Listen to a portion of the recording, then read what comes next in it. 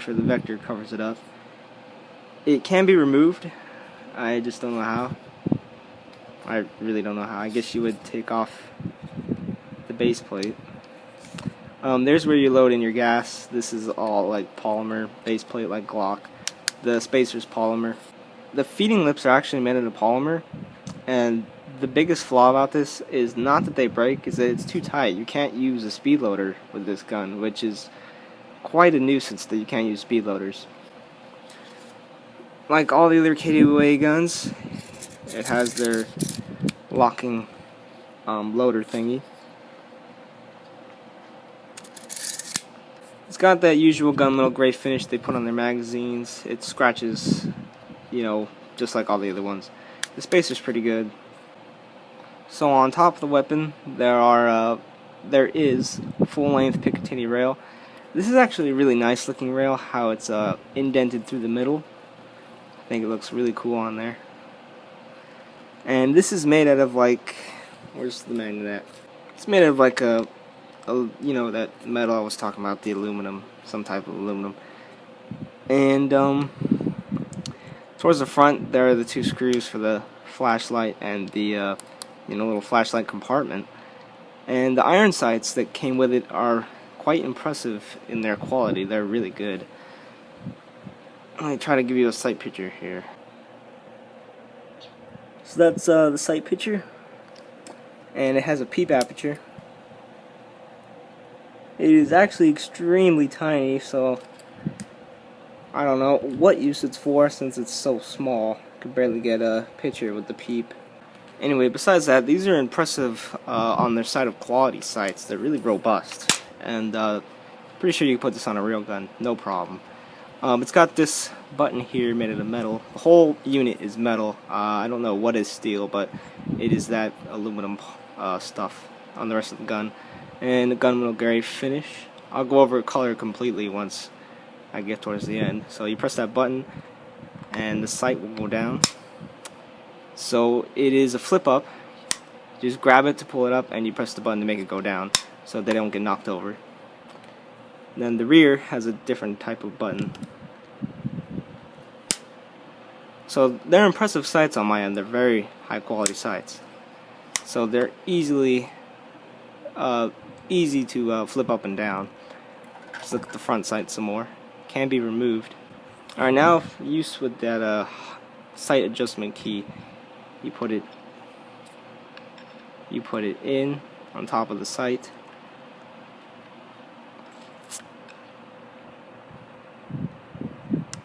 You push down and then you turn. Pretty sure this is just like an M16's front sight, the little thing to adjust it, just like that. But it has like an HK style ring around it, which is cool.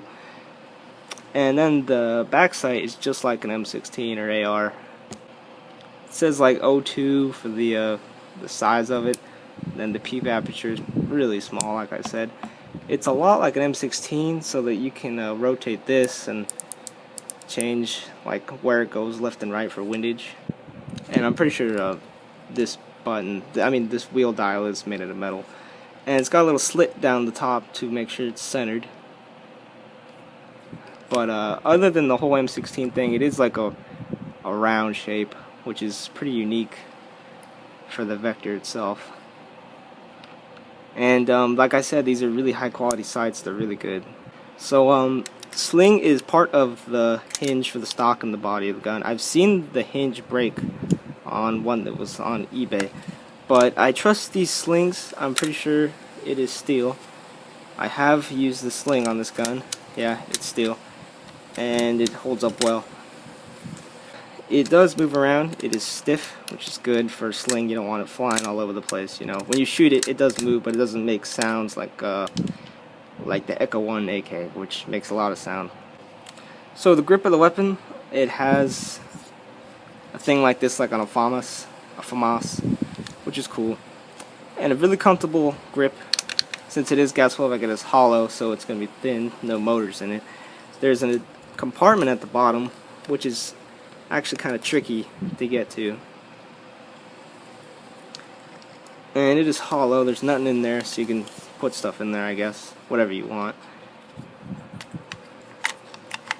There is no Apple iPod sync cable in there. This is an e-bike. The overall size of the gun is actually pretty thin. It's about the right shape. A lot of stuff poking out though, but it's not too bad. The stock, like I said, is steady. It is full polymer, and it's kind of like waffled in the bottom and there to keep the weight down. I'm pretty sure this is actually rubberized on the real one. This one's just plastic, polymer, the same. I'm sure this should be rubberized, but it's just polymer. It is adjustable. This part here moves back. Oh, I guess there's a sling point there I didn't notice until just now. But yeah, this point will scooch back so to make a longer stock. I'm sure you just loosen up these Allen key screws here, and then this will move. And the texturized buttstock made of polymer. It's all good. Feels comfortable. There's an indent here in the stock so that the selector switch can go into.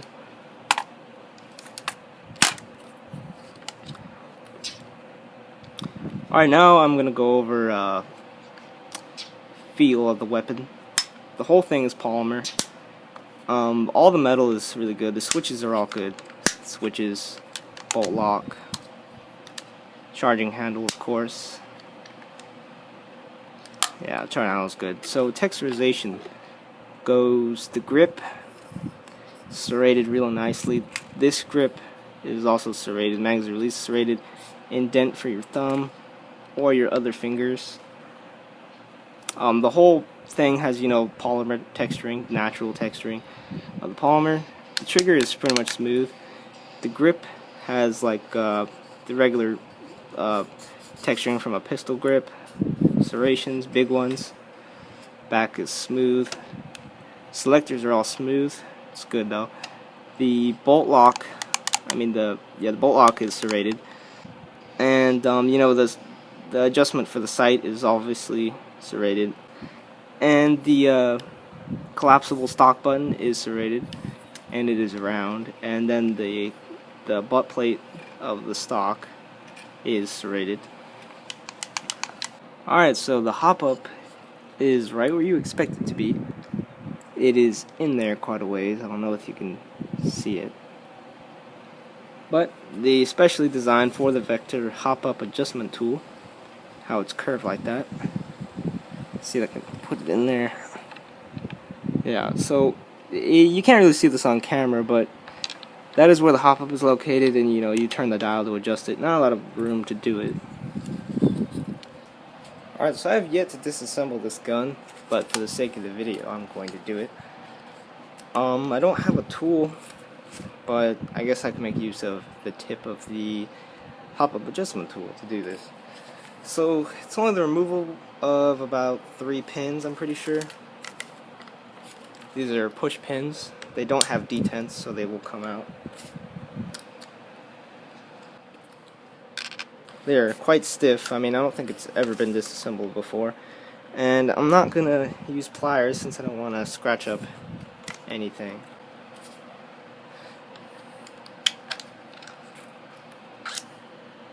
Okay, so there's one of the pins. They are steel. That's good. They're completely steel, and they have little springs. They're not detent, like I said, so they won't stay in the gun like some guns do. So it's that pin, and I may mention that pin was pretty loose. It would move around. Then the pin at the bottom. Not this pin. Keep in mind the closest to the hand guard, or the pistol grip.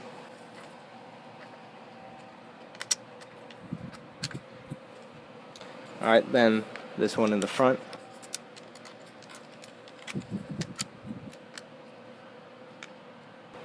Alright, sorry you didn't get to see that. It was quite tricky. I put it in full auto and it finally came apart.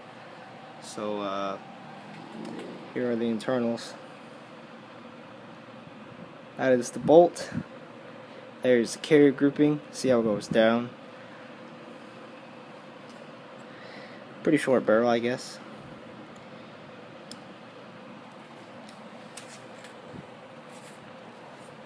This weighs like nothing.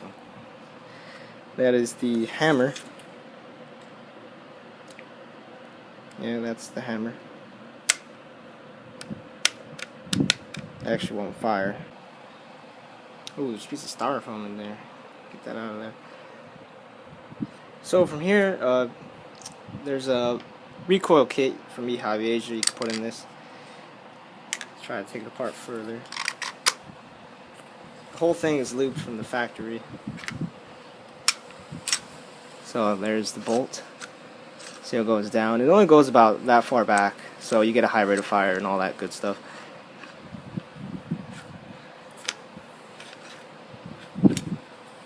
Okay, so this part also doesn't weigh much at all. So here's the bolt. To take out the bolt and the nozzle, you just rotate it like that, and that's your bolt. And here's your recoil assembly. Yeah, so it's pretty smart stuff from Vector. I'm gonna put it back together. I don't want to get the gun greasy, but too bad.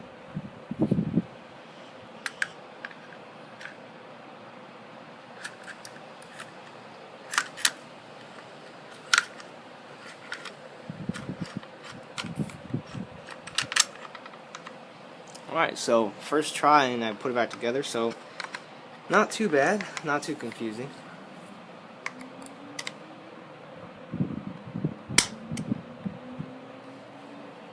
Okay, I am going to go clean my hands since this gun, I want it to remain brand new, so hold up. Alright, I got the hammer back down.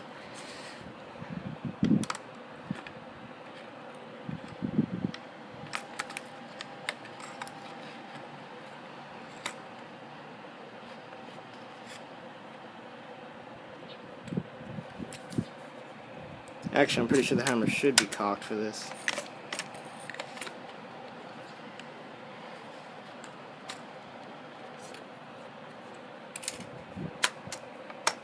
Alright, thank God that was easy. Thought this would be a mess. Okay. So in go the pins.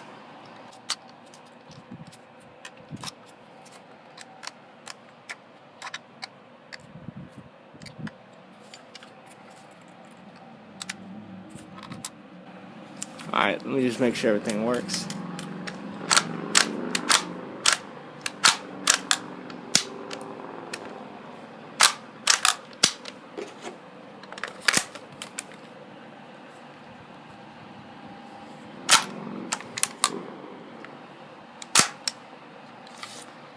Alright, good. First time playing with the internals of this gun, and so far it's all good. Nice thing about it is these switches are all up top, so the mechanism for the burst and all that is up here. So that was the internals of the Vector, the Super V. I think I've just about gone over everything. I actually forgot to see what the internals were made out of, but they're fine, obviously. They're probably steel and some kind of alloy.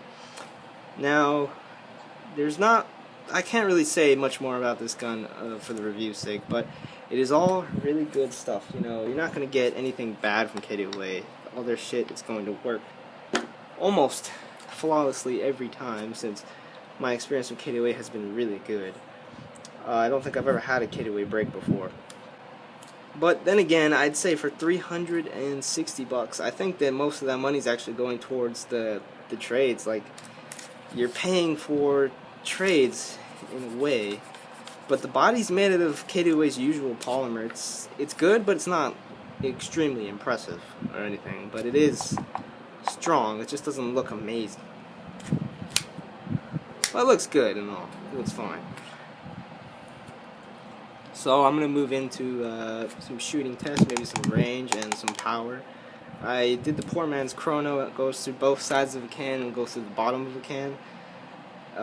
Just trust what I said it was from e-bike. So let's get to shooting.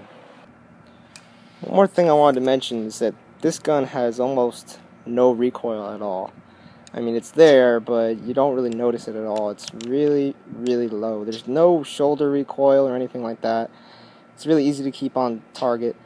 It's mostly because of that Super V system. The downward recoil is to eliminate a recoil, but for a gas blowback, it's none too noticeable for me. I mean, I have several blowback pistols and I've had blowback rifles before, and the recoil on this is very low. Just keep that in mind. Alright, so this is like pretty much the entire length of my backyard. That ladder will be halfway, and then in the very end is the full length. This is more of like range, not so much accuracy, but it did draw target.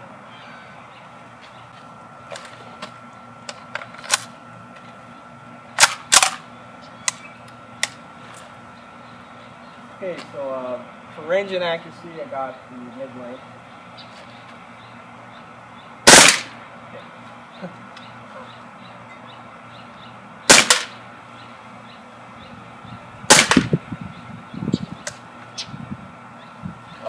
Thing to keep in mind is don't touch this, you'll accidentally engage in the slide.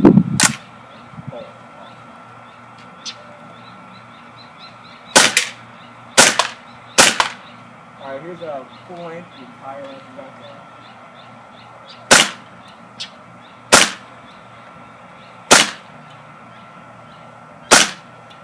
Alright, it's really hard to hit a target that small, but it does reach and hit the wall. So it'll do the whole length of the backyard. Here's a feature of the 2-round burst. And here's the auto.